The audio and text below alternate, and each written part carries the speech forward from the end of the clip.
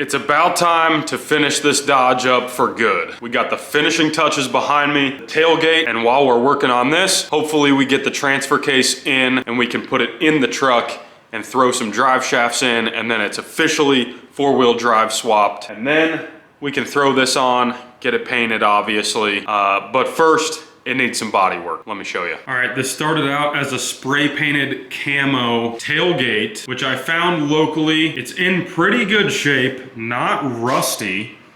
It looks like, you know, a little bit of like a tear in the sheet metal here. Hopefully we can clamp that down or something and just get that looking okay. I don't think that's gonna be a huge issue. Along the bottom, there's like some weird dents or bends in this thing, but no rust, so that is good. It had a diamond plate cover on the top of this when I bought it, and it went down to like in here. You can kind of see the line when I was sandblasting. You can see all the way along the top. So it looked like a great tailgate, and when I pulled it off, I mean, this thing is just smashed on the top. I guess back in the day, people actually used these trucks for something. Frankly, I just can't find one of these in really good condition without spending a fortune. I got this one for $100, and if you find a nice one, they're $500 to $1,000 easy.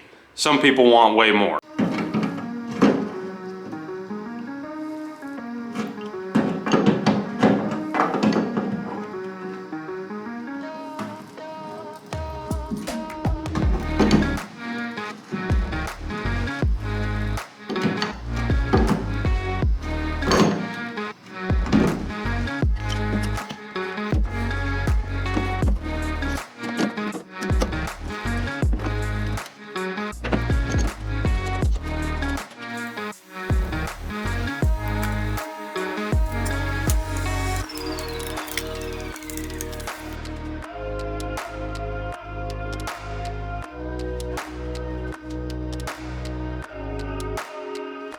I finally got this thing to the point where we can spray primer on it, and then it'll look all one color, so we'll be able to see if there's actually any dents or blemishes or anything like that.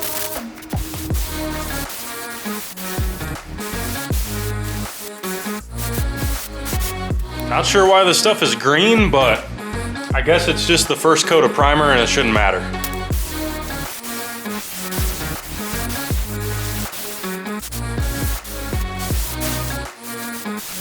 All right, while the paint, primer, glaze, all that stuff on the tailgate dries and cures, we're gonna put the transfer case in this truck, and I got the last piece to do that. I've been getting some scores on eBay lately for some OEM parts, so that's been really helpful. Let's see if this is the right one though. Oh, it's looking like the plate that we need for the trans and transfer case. Got these brand new bushings also. They seem to fit right in there just like they should, so I'm thinking this is the right part. Well, as you can see, this is the cross member that needs to go in there. This hole kind of lines up and then this one does not. So this plate is wrong. I think I'm gonna end up making one of these because all it is a plate with some holes. So I need to find some metal. Found me a brand new NP205 29 spline for the manual 5-speed first gen. Today, we need to get this thing in there, and I need to find hardware for these studs because for some reason, they didn't come with those. So I think I need to run somewhere and grab those. Looks like, I don't know, 3/8 fine thread maybe, something like that, but we'll get the right ones, be able to throw this in the truck, and I'm waiting on the transmission mount for the cross member.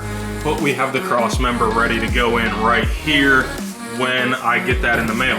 And then the last thing I'm waiting on is a yoke for the rear drive shaft and the front. So I need both of those, and then I need drive shaft still. But this thing is very close. Let's get the 205 in the truck.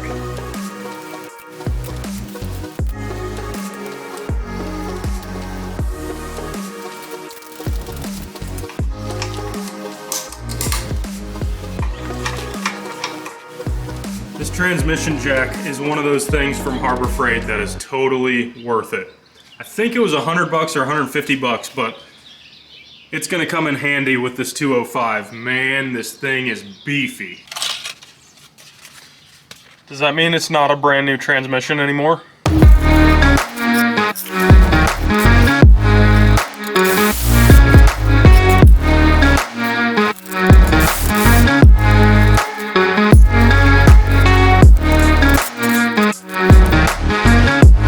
Transfer case is in. 205 looking brand new under here with a brand new Getrag. That's a good sight to see. I've got a factory shifter bracket that'll mount right here and then hooks into this little hole where my finger is. We gotta cut a hole for the shifter next. All right, now that we got the new transfer case in, we can start doing the little things on this truck. First thing is getting the old exhaust off. This was for the two-wheel drive and won't fit with the cross member. It also had a exhaust brake on it, and you can see in here, I don't know if the camera's gonna pick it up, probably not, but there's a flap that opens and closes. This was actually stuck, so it didn't even work. So I took out all the wiring for this in the truck and removed this, and we're gonna replace it with this, which is gonna be 4-inch straight pipe all the way back. It's gonna sound good.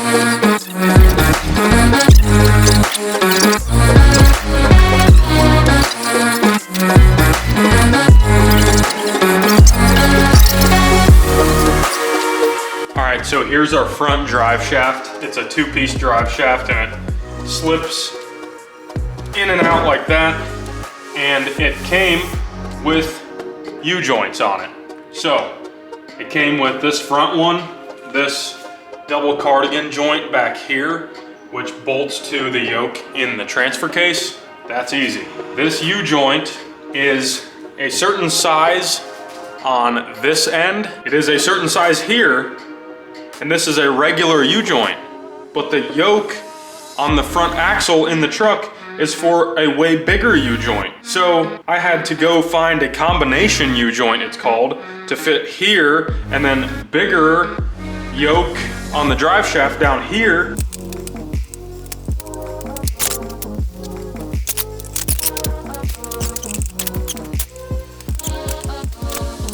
There we go. I don't think we're using that again. Here's the U-joint that it came with. Here's the new one. Let me show you how this works. So these should be the same here, and obviously the second one is much bigger this way for the yoke on the axle.